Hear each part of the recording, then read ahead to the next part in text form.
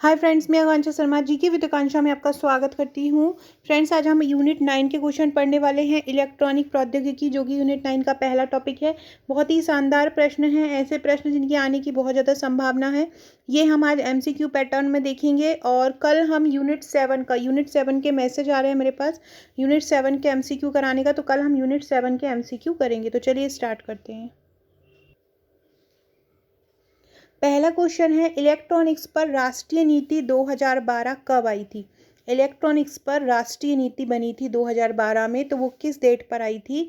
10 जुलाई 2010, 19 नवंबर 2012, 4 अगस्त 2011 या 15 जून 2013। तो इलेक्ट्रॉनिक्स पर जो राष्ट्रीय नीति बनी थी वो 19 नवंबर 2012 को बनी थी। कब बनी थी? 19 नवंबर 2012 को बनी थी इलेक्ट्रॉनिक्स पर राष्ट्रीय नीति। अगला क्वेश्चन है, इलेक्ट्रॉनिक ट्यूबों का सर्वप्रथम उपयोग किसने किया था, मतलब किस में किया गया था इलेक्ट्रॉनिक ट्यूबों का सबसे पहले उपयोग। मोबाइल में किया था, रेडियो संचार में किया था, रोबोट में किया था, या इन तीनों में से किसी में नहीं किया। तो इलेक्ट्रॉनिक ट्यूबों का सर्वप्रथम उपयोग हुआ था रेडियो के संचार में। इलेक्ट्रॉनिक ट्यूबों का सबसे पहले उपयोग कब हुआ था? रेडियो के संचार में इलेक्ट्रॉनिक ट्यूबों का सर्वप्रथम उपयोग हुआ था। अगला क्वेश्चन है, अति चालकता की खोज किसने की थी। तो अति चालकता की खोज किसने की थी? कैमरलिंग ने की थी। अति चालकता की खोज किसने की थी? कैमरलिंग ने की थी। फ्रेंड्स, कमेंट बॉक्स में बताइएगा मार्कोनी ने किसकी खोज की थी। मार्कोनी ने किसकी खोज की थी, ये कमेंट में बताइएगा। बाकी अति चालकता की खोज किसने की थी? कैमरलिंग ने अति चालकता की खोज की थी। बहुत इंपॉर्टेंट ये क्वेश्चन है, तो याद रखिएगा, अति चालकता की खोज किसने की थी? कैमरलिंग ने की थी। अगला क्वेश्चन है, वीओई का पूरा नाम क्या होता है। वीओई, आपने वीओई नाम सुना होगा इलेक्ट्रॉनिकी में, तो वीओई का पूरा नाम क्या होता है? Voice operated exchange, multi operation exchange, value for operation option exchange. तो वीओई का पूरा नाम क्या होता है? वीओई का पूरा नाम होता है वॉइस ऑपरेटेड एक्सचेंज। क्या होता है वीओई का पूरा नाम? वॉइस ऑपरेटेड एक्सचेंज होता है वीओई का पूरा नाम। ये भी बहुत इंपॉर्टेंट है, इसको भी अच्छे से याद रखिएगा। वीओई का पूरा नाम क्या होता है? वॉइस ऑपरेटेड एक्सचेंज होता है। अगला है, राष्ट्रीय चैनल की शुरुआत कब हुई थी। राष्ट्रीय चैनल की शुरुआत कब हुई थी? 10 जून 1985, 15 अगस्त 1986, 18 मई 1988 या 24 जुलाई 1987। राष्ट्रीय चैनल की शुरुआत कब हुई थी? तो राष्ट्रीय चैनल की शुरुआत हुई थी 18 मई 1988 को। कब हुई थी? 18 मई 1988 को राष्ट्रीय चैनल की शुरुआत हुई थी। राष्ट्रीय चैनल की शुरुआत कब हुई? 18 मई 1988 को हुई थी। अगला क्वेश्चन है, फ्रेंड, अगला क्वेश्चन करने से पहले अगर आप एमपीपीएससी प्री की तैयारी कर रहे हैं तो आप हमारे ये बहुत ही शानदार नोट्स ले सकते हैं। यूनिट 1 से लेके यूनिट सकते हैं, यूनिट डली हुई है हर बुकलेट पर, और यूनिट वाइज ये बुकलेट तैयार की गई हैं। टोटल आपको 11 बुकलेट मिलेंगी, 10 बुकलेट आपको यूनिट वाइज मिलेंगी और एक बुकलेट आपको करंट अफेयर्स की, बजट की, आर्थिक सर्वेक्षण की, भारत सरकार मध्य प्रदेश सरकार की योजनाओं की मिलेगी, और साथ में इसमें विविध के क्वेश्चन मिलेंगे। इसके अलावा सबसे महत्वपूर्ण बात यह है, इसके साथ मिलता है आपको एक व्हाट्सएप का ग्रुप। मेरी सभी वीडियोस का पीडीएफ वहां पर दिया जाता है, साथ में करंट अफेयर्स की तैयारी वहां पे कराई जाती है। इंपॉर्टेंट 1000 क्वेश्चन एमपीपीएससी प्री के लिए स्पेशली इस ग्रुप में कराए जाएंगे। और सबसे मेन बात यह है कि जो एग्ज़ाम तक जो भी इम्पोर्टेंट टॉपिक होता है, करंट का कोई टॉपिक होता है, इतिहास का कोई टॉपिक है, यूनिट 7 का कोई टॉपिक है, आयोग के कोई टॉपिक है, तो वहाँ पर बार बार दे देकर याद करवाया जाता है। ये ग्रुप केवल उन्हीं को दिया जाता है जो हमारे नोट्स परचेस करते हैं। तो अगर आप ये नोट्स लेना चाहते हैं तो आप मुझे व्हाट्सअप कर सकते हैं। भारत में कहीं भी रहते हो, 8 से 10 वर्किंग डेज़ में आपके पास ये पहुँच जाएगा। आपको मुझे व्हाट्सअप करना है, ये दिए गए नंबर पर पेमेंट के नंबर लेना है और आप पेमेंट करके स्क्रीनशॉट देना है, देन अपना एड्रेस भेजना है, कुरियर द्वारा, बाय कुरियर आपके पास ये पहुंच जाएंगे। अगला क्वेश्चन है, किस वर्ष इलेक्ट्रॉनिक्स विभाग की स्थापना हुई थी। इलेक्ट्रॉनिक्स विभाग की स्थापना कब हुई? 1972, 1986, 1984 या 1970? तो किस वर्ष इलेक्ट्रॉनिक्स विभाग की स्थापना हुई थी? इलेक्ट्रॉनिक विभाग की स्थापना हुई थी 1970। किसके द्वारा हुई थी इलेक्ट्रॉनिक विभाग की स्थापना? 1970 में इलेक्ट्रॉनिक्स विभाग की स्थापना हुई थी। ये भी बहुत ज़्यादा इंपॉर्टेंट क्वेश्चन है। फ्रेंड, डिस्क्रिप्शन बॉक्स में आपको मेरे WhatsApp, Telegram, Facebook, Twitter, Insta की लिंक मिल जाएगी। ज्वाइन जरूर कीजिएगा अगर आपने अभी तक मेरा चैनल ज्वाइन नहीं किया है। व्हाट्सएप ग्रुप को जरूर ज्वाइन कर लीजिएगा और टेलीग्राम ग्रुप को भी ज्वाइन कर लीजिएगा। अगला है, सिग्नल का कौन सा प्रकार बाइनरी पद्धति पर आधारित है? सिग्नल का कौन सा प्रकार बाइनरी पद्धति पर आधारित है? एनालॉग सिग्नल, डिजिटल सिग्नल या दोनों? तो सिग्नल का कौन सा प्रकार बाइनरी पद्धति पर आधारित है? ये दोनों ही बाइनरी पद्धति पर आधारित नहीं है। जो बाइनरी पद्धति पर आधारित है वो है डिजिटल सिग्नल। सिग्नल का कौन सा प्रकार बाइनरी पद्धति पर आधारित है? डिजिटल सिग्नल बाइनरी पद्धति पर आधारित है। कौन सा है?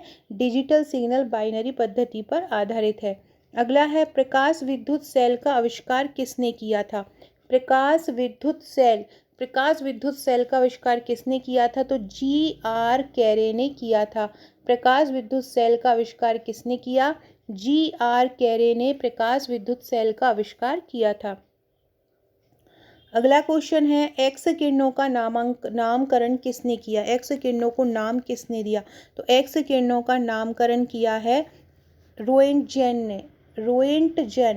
रोएंटजन ने एक्स किरणों का नामकरण किया है। किसने किया? रोएंटजन ने किया।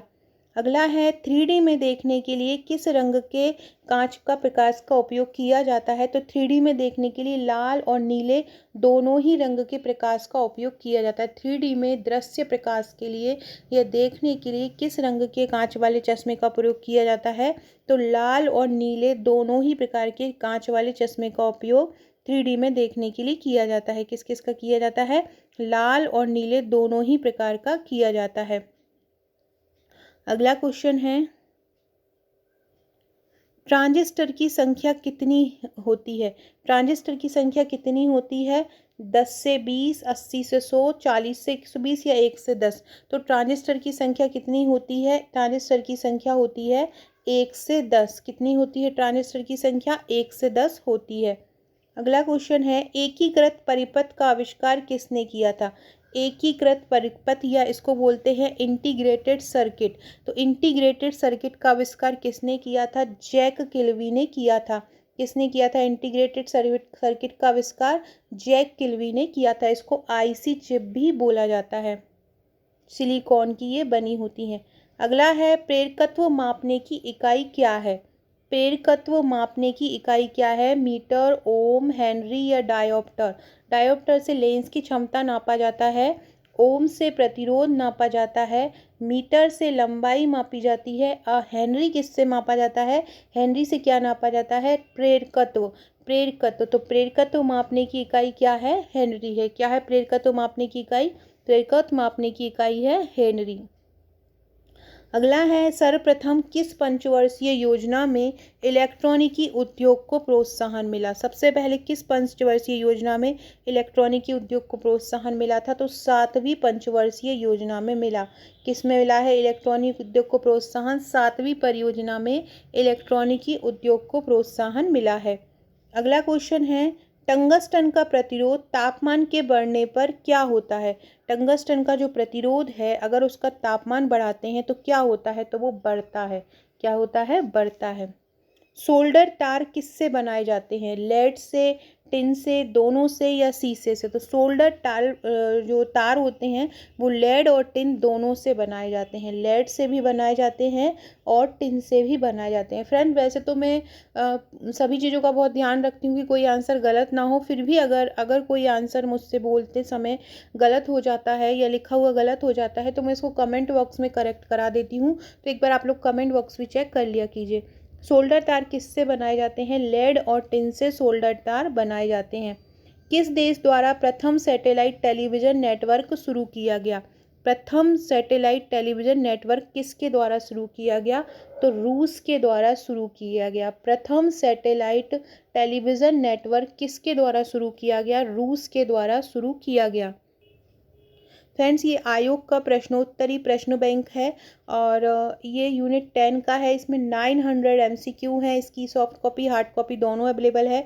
सॉफ्ट कॉपी ऑफ 199 में आप इसकी सॉफ्ट कॉपी या PDF व्हाट्सएप पर ले सकते हैं और बाकी अगर आप घर पे मंगाना चाहते हैं तो 399 में इसको मंगा सकते हैं। बहुत ही शानदार इसमें MCQ कवर किए गए हैं।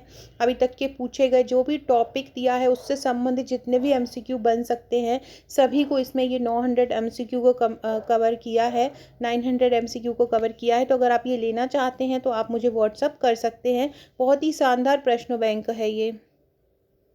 इसके अलावा फ्रेंड्स ये मेरी मध्य प्रदेश बजट की PDF है। ये मध्य प्रदेश बजट की PDF 200 प्रश्न इसमें कलेक्ट किए गए हैं। इसमें सब कुछ मध्य प्रदेश की प्रति व्यक्ति आय, आर्थिक वृद्धि दर, GDP सभी प्रकार के क्वेश्चन कवर हैं जो पूछे जाते हैं। इसके अलावा ये मध्य प्रदेश करंट अफेयर्स की त्रैमासिकी है। जनवरी 23 से मार्च 23 तक ये 25 रुपये की PDF है और बजट की 30 रुपये की PDF है। और ये पूरा जो राष्ट्रीय अंतर्राष्ट्रीय करंट अफेयर्स है, अंतर्राष्ट्रीय करंट अफेयर्स की जो PDF है ये 1500 प्लस प्रश्न इसमें आपको मिलेंगे और इसकी जो प्राइस है ये 99 रुपये है। तो अगर आप ये लेना चाहते हैं सब तो आप मुझे ऊपर दिए नंबर पर व्हाट्सएप कर सकते हैं। PDF आपको तुरंत के तुरंत ही मिल जाएगी। तो हमने ये 17वां क्वेश्चन क्या किया था, किस देश द्वारा प्रथम सैटेलाइट टेलीविज़न नेटवर्क शुरू किया गया? रूस के द्वारा शुरू किया गया। अगला है पहले इलेक्ट्रॉनिक प्रवर्धक की खोज किसने की थी? पहला इलेक्ट्रॉनिक प्रवर्धक की खोज किसने की थी? लीडी फॉरेस्ट ने की थी। पहले इलेक्ट्रॉनिक प्रवर्धक की खोज किसने की थी?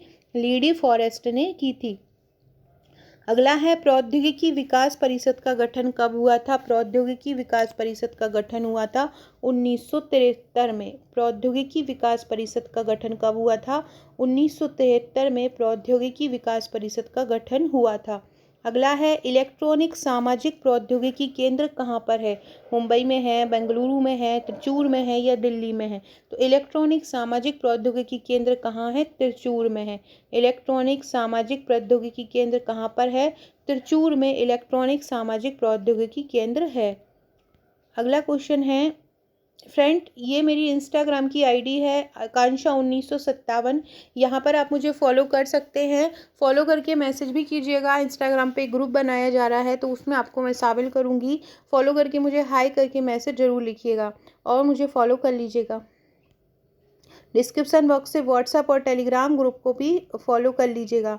अगला है टीवी सेवाएँ रेडियो से अलग कब हुई थी? टीवी सेवाएँ रेडियो से अलग कब हुई थी? तो टीवी सेवाएं रेडियो से अलग हुई थी 1976 में। टीवी सेवाएं रेडियो से कब अलग हुई? 1976 में हुई। रंगीन टीवी पर स्वतंत्रता दिवस के भाषण का सीधा प्रसारण सबसे पहले, देखो रंगीन टीवी पर जो प्रसारण आरंभ हुआ था वो सबसे पहले 1982 में ही हुआ था। और किस चीज़ से स्टार्ट हुआ था? वो स्वतंत्रता दिवस के भाषण से स्टार्ट हुआ था। तो रंगीन टीवी पर स्वतंत्रता दिवस के भाषण का सीधा प्रसारण सबसे पहले कब शुरू हुआ? 1982 में शुरू हुआ। सो फ्रेंड्स ये थे हमारे आज के क्वेश्चन। बहुत ही शानदार ये क्वेश्चन थे और कल यूनिट 7 के क्वेश्चन लेके आऊँगी। जैसे जैसे आप लोग एक्टिव होते जाओगे वीडियो का जो टाइमिंग है बढ़ाती जाऊँगी। अभी आप लोग सभी MPPSC के लिए सक्रिय नहीं है, एंड टाइम पे ही आप एक्टिव होते हो। इतना सारा वैकेंसी है, सभी लोगों को टाइम पे ही पढ़ाई स्टार्ट कर देना चाहिए।